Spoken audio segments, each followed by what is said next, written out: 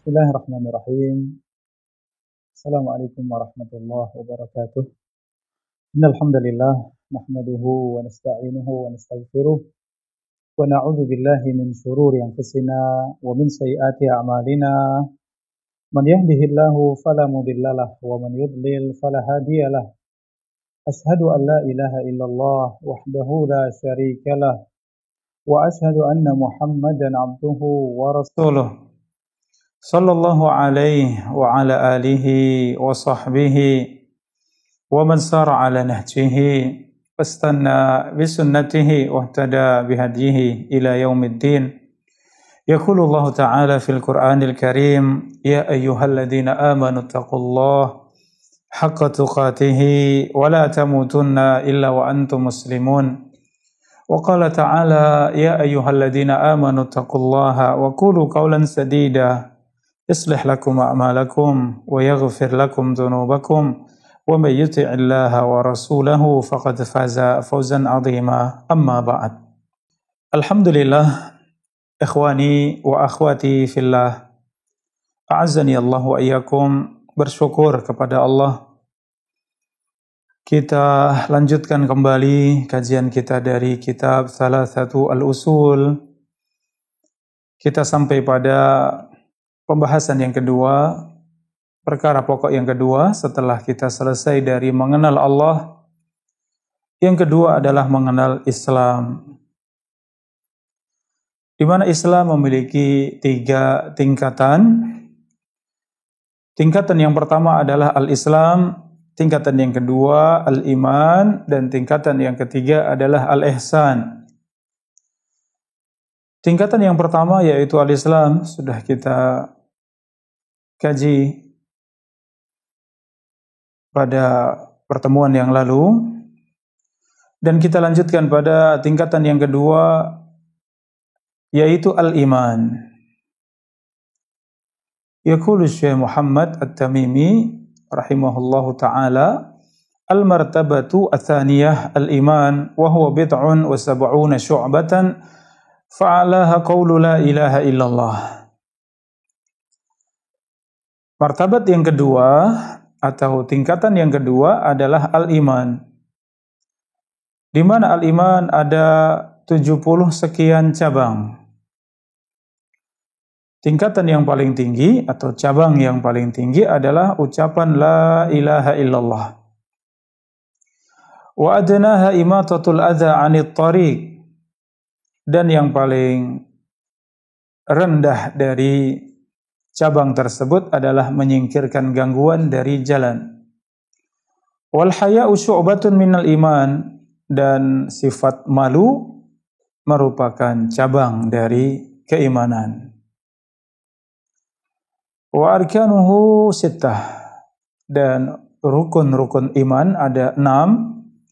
An tu'mina billahi wa malaikatihi wa kutubihi wa rusulihi wal yaumil akhir wa tu'mina bil qadari khairihi wa syarrihi.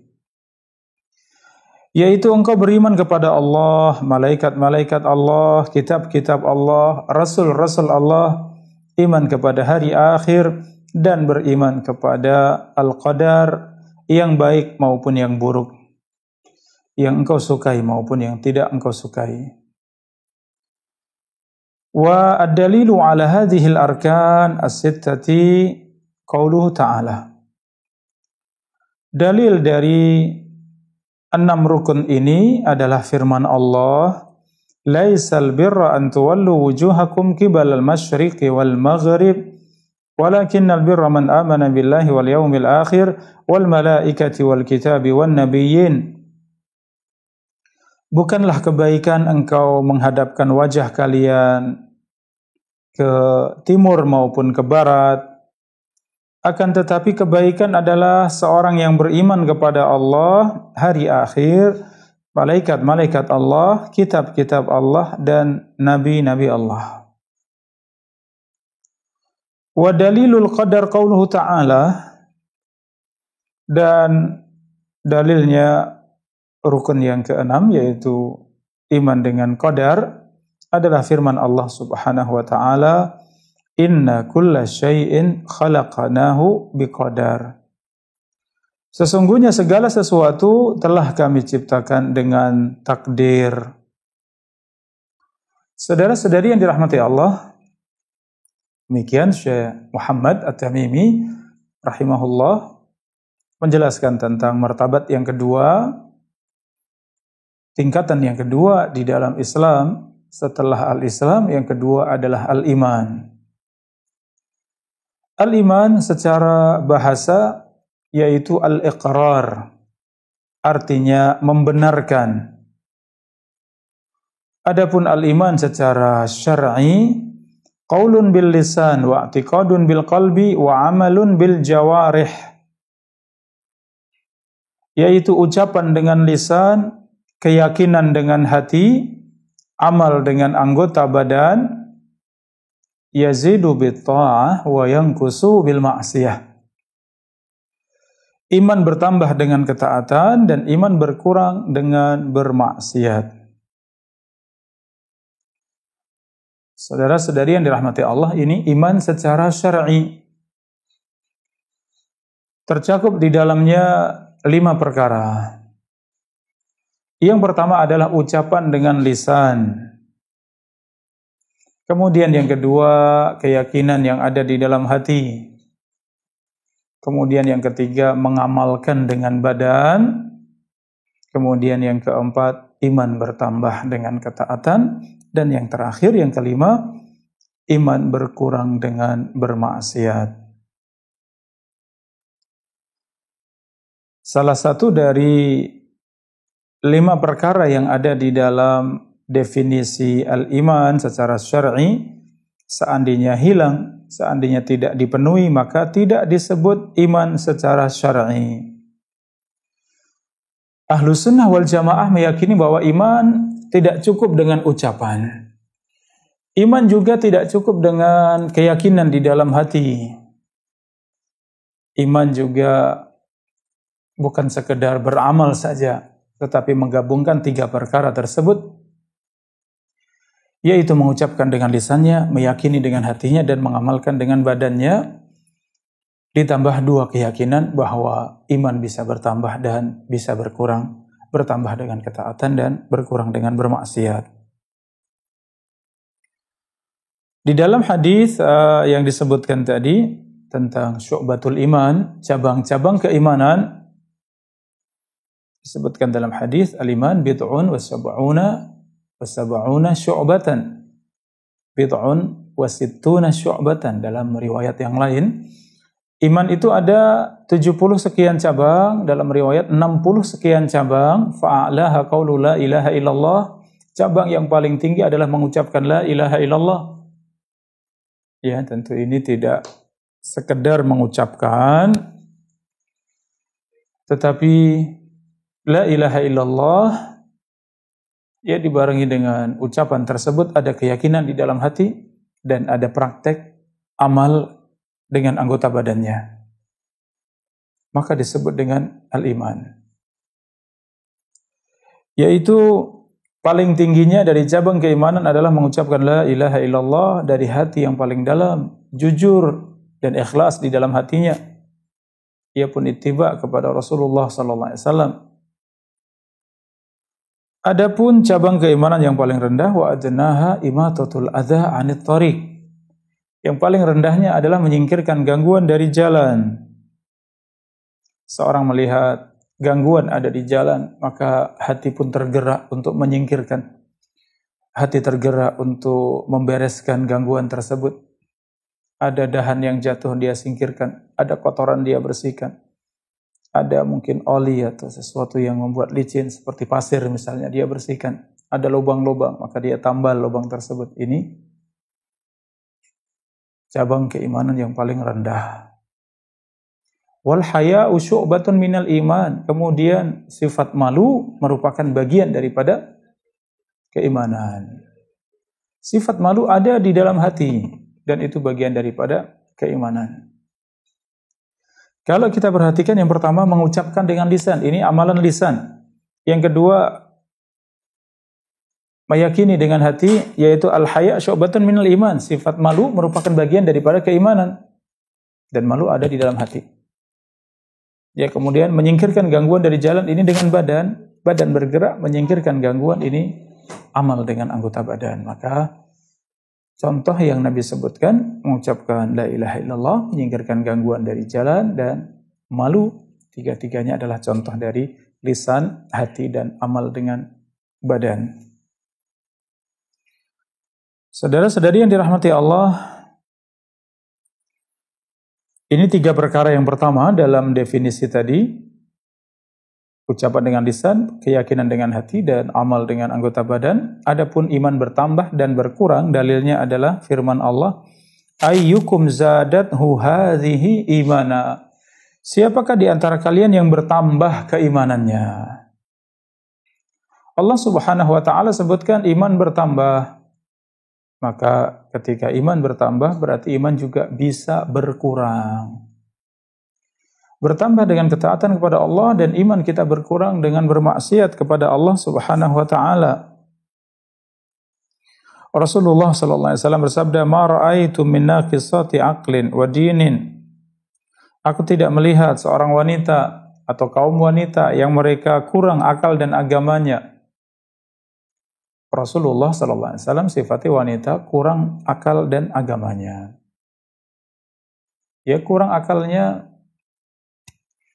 ketika seorang laki-laki menjadi saksi, maka cukup dengan 2 orang laki-laki menjadi saksi dalam sebuah perkara. Adapun wanita, maka ia menggantikan 1 laki-laki, ia digantikan 2 wanita. Kenapa? Karena kurang akalnya. Laki-laki dengan akal yang melihat jauh ke depan, sedangkan wanita Allah ciptakan dengan perasaan yang lebih menonjol daripada akalnya.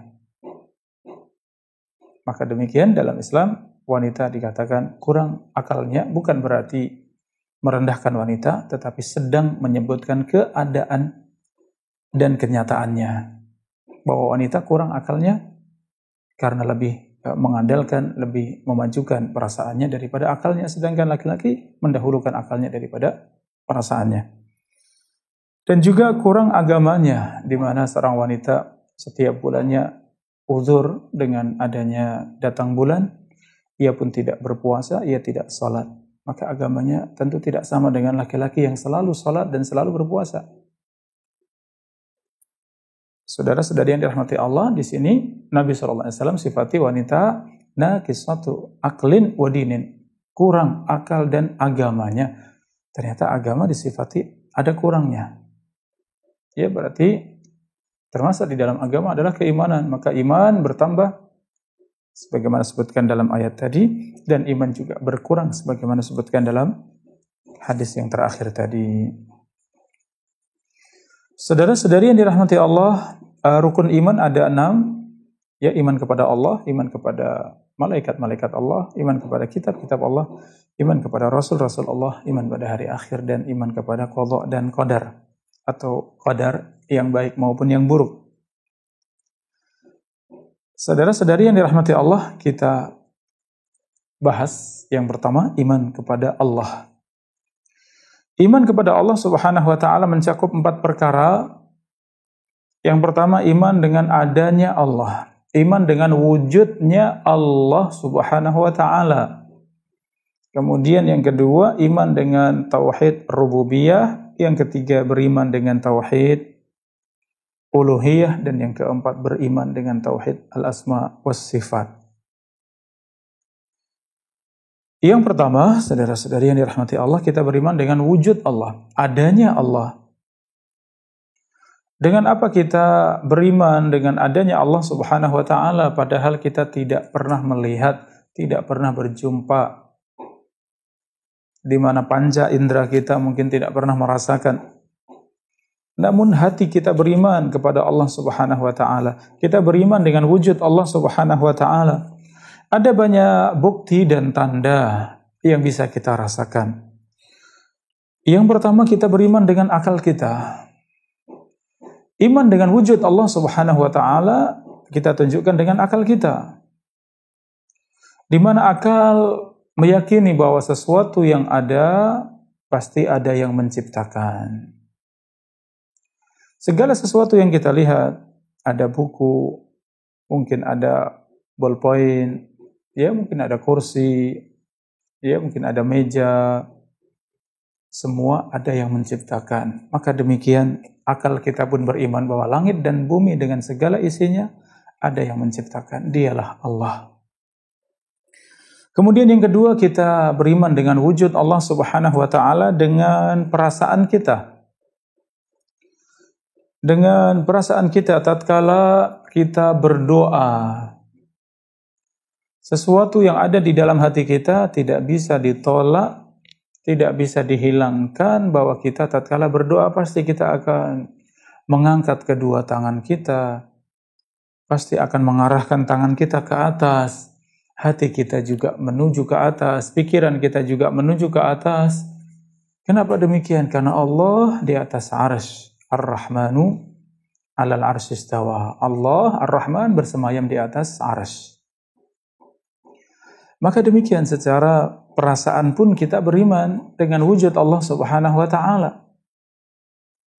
Dan ini ada pada setiap manusia, tidak mungkin hilang dari dalam dirinya kecuali mereka-mereka yang sombong, mereka-mereka yang takabur, menyombongkan diri, padahal di dalam hati mereka beriman akan wujud Allah Subhanahu wa taala. Yang ketiga dengan fitrah. Fitrah setiap manusia terlahir dalam keadaan iman kepada Allah, iman dengan wujud Allah.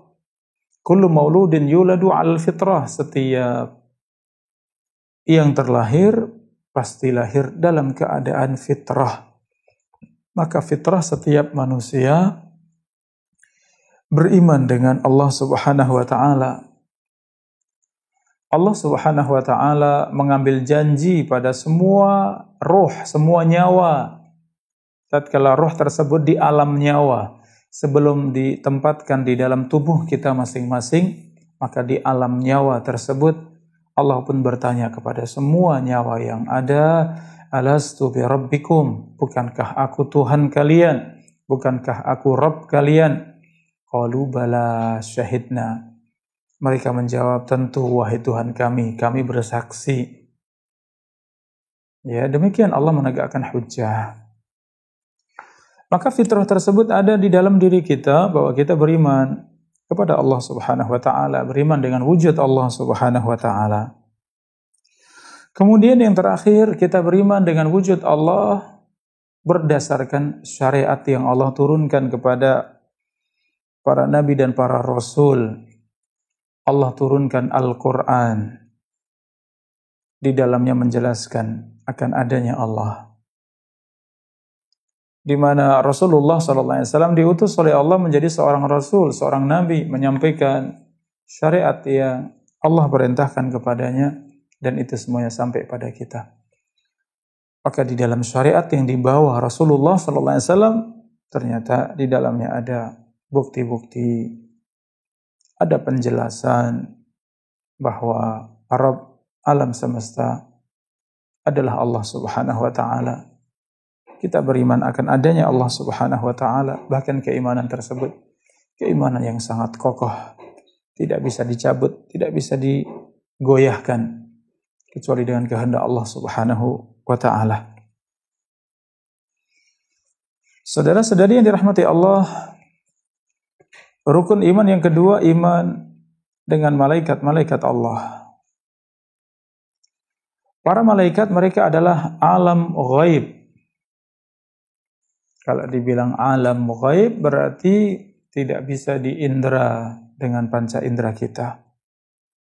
Sebagaimana kita beriman pada Allah, sesuatu yang ghaib, demikian kita beriman dengan malaikat-malaikat Allah, sesuatu yang ghaib. Allah ciptakan mereka dari cahaya. Mereka senantiasa taat kepada Allah, tidak pernah bermaksiat kepada Allah. Mereka tidak pernah malas beribadah kepada Allah. Selalu bersemangat untuk beribadah dan taat kepada Allah. Mereka memiliki nyawa, memiliki badan, mereka punya akal, mereka punya hati. Ini keadaan para malaikat, namun tidak kita saksikan. Allah Subhanahu wa taala sifati malaikat Jibril alaihissalam dengan Ruhul Kudus, ruh yang suci, nyawa yang suci, maksudnya adalah Jibril alaihissalam. Maka malaikat memiliki ruh, memiliki nyawa. Malaikat juga memiliki badan. Allah berfirman, "Ja'ilil malaikati rusulan uli ajnihatin masna wa thulatha wa ruba'." Allah Subhanahu wa taala menciptakan para malaikat sebagai utusannya. Allah bekali mereka dengan sayap. Ada yang memiliki 2 sayap, 3 sayap, 4 sayap, demikian seterusnya. Sampai 600 sayap, sebagaimana sayap tersebut dimiliki malaikat Jibril alaihissalam. Maka para malaikat punya badan, di antara yang disebutkan adalah sayapnya para malaikat. Mereka juga punya akal dan hati. Allah berfirman, hatta idza fuzzi'a an qulubihim qalu madza qala rabbukum. Tatkala mereka pingsan mendengar firman Allah, kemudian mereka tersadar kembali, mereka mengatakan madza qala rabbukum, apa yang difirmankan Allah. Allah sebutkan hatta idza fuzzi'a an qulubihim, tatkala hati-hati mereka bergetar, hati mereka ketakutan mendengar firman Allah, mereka pingsan. Sungguh mereka memiliki hati, mereka memiliki akal. Mereka bertanya ketika sudah sadar dari pingsan tersebut, apa yang difirmankan Tuhan kalian? Kita beriman dengan para malaikat, tugas-tugas yang Allah berikan kepada mereka, karena tidak ada malaikat kecuali Allah berikan tugas kepada mereka. Setiap malaikat memiliki tugas dari Allah. Setiap malaikat menjalankan tugas tersebut. Allah Subhanahu wa taala kabarkan kepada kita nama-nama dari para malaikat tersebut, dan ada sebagian yang tidak dikabarkan. Maka kita beriman dengan semua yang disebutkan Allah, semua nama yang disebutkan Rasulullah sallallahu alaihi wasallam. Kita beriman dengan sifat-sifat mereka. Kita beriman dengan tugas-tugas mereka, dan semua berita yang datang tentang para malaikat kita beriman, baik secara umum maupun secara rinci. Saudara-saudari yang dirahmati Allah, keimanan yang ketiga yaitu rukun iman kepada kitab-kitab Allah. Di mana Allah Subhanahu wa taala turunkan kitab-kitabnya kepada para nabi dan para rasul. Kitab-kitab yang Allah turunkan merupakan kalamullah. Kitab-kitab tersebut adalah ucapan Allah, firman Allah. Secara hakikat, secara kenyataan. Bukan perumpamaan, tapi benar-benar Allah berfirman, Allah berucap dengan kitab-kitab Allah tersebut. Allah Subhanahu wa taala turunkan firman-Nya kepada para nabi dan para rasul. Sehingga akidah Ahlussunnah wal Jamaah mengatakan bahwa kitab-kitab Allah adalah firman Allah yang diturunkan kepada para nabi dan para rasul. Sehingga kitab-kitab Allah bukanlah makhluk, tetapi kitab Allah adalah firman Allah. Setiap rasul Allah turunkan kepada mereka kitab. Kita beriman dengan semua berita yang ada di dalam Al-Quran, di dalam kitab-kitab Allah. Kita pun beriman dengan semua berita yang ada di dalamnya tentang nama-nama kitab tersebut, berita-berita, hukum-hukum yang ada di dalamnya. Demikian semua yang tidak dihapuskan hukumnya oleh Al-Quran, maka kita beriman. Adapun kaum muslimin, kewajiban mereka beriman kepada Al-Quran. Kalau ada kandungan di dalam kitab-kitab sebelumnya dibenarkan oleh Al-Quran, maka kita beriman dengan Al-Quran. Karena kewajiban kita adalah beriman pada Al-Quran. Dan ternyata itu sesuai dengan kitab-kitab sebelumnya, maka jelas kita beriman. Adapun yang tidak sesuai dengan Al-Quran, maka semuanya sudah dihapuskan dengan Al-Quran. Seperti kitab Taurat, Injil, Zabur, Suhuf, Ibrahim dan Musa, ya, itu kitab-kitab Allah yang disebutkan nama-namanya, kita beriman. Rukun iman selanjutnya iman kepada Rasul-Rasul Allah. Mereka adalah manusia seperti kita. Mereka adalah hamba Allah. Kelebihan mereka hamba Allah dan Rasul Allah. Tidak ada kekhususan pada mereka dari sisi rububiyah. Tidak ada sifat-sifat ketuhanan pada para rasul dan para nabi. Mereka seorang hamba yang beribadah kepada Allah. Allah utus mereka semuanya untuk menyampaikan wahyu kepada manusia. Allah Subhanahu wa taala kuatkan mereka dengan ayat-ayat Allah.